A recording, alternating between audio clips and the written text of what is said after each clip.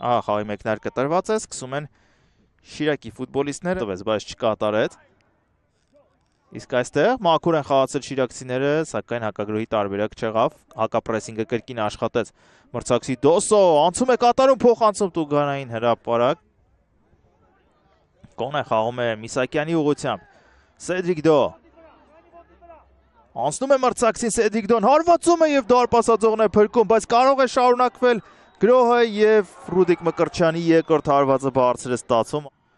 Երկարակեցության նշան է 600 խաղը կարիերայի ընթացքում, խլում է գնդակը Դրամեն, տեսեք ինչպիսի արագություն է զարգացնում, աչից տարբերակ ունի, ձախից տարբերակ ունի, ձախ էլ հենց ուղարկում է Մոմոտուրը և շեղ է ստացվում, մոտակա անկյան ուղղությամբ հարված է ներկային կազմում։ Անկյուն էին երացնում Նալբանդյանը, փոխանցում հասավ Ֆարայոլային, հարվածում է Դոսոն, պաշտպան իր վրա ընդունեց,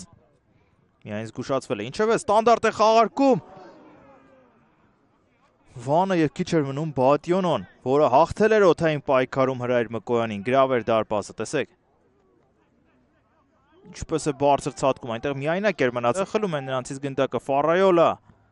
դեպի Քաջալի Դրամեն,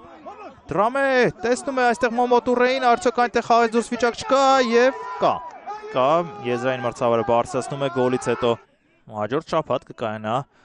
Վաննոա հանդիպումը, շատ հետաքրքիր հակամարտություն է սպասվում։ Իսկ սա գոլ է, անկյունայինից հետո Բատյոնո,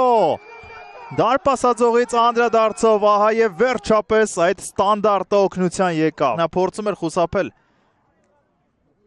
գնդակին հպումից, որպեսզի նրանից չհայտնվեր գնդակը դարպասում, բայց մինչև այդ էլ արդեն հայտնվել էր։ Եվ վերջ, մրցավարը ազդարարում է հանդիպման ավարտը, Վանը Գյումրիում հաղթում է Շիրակին 1-0 հաշվով։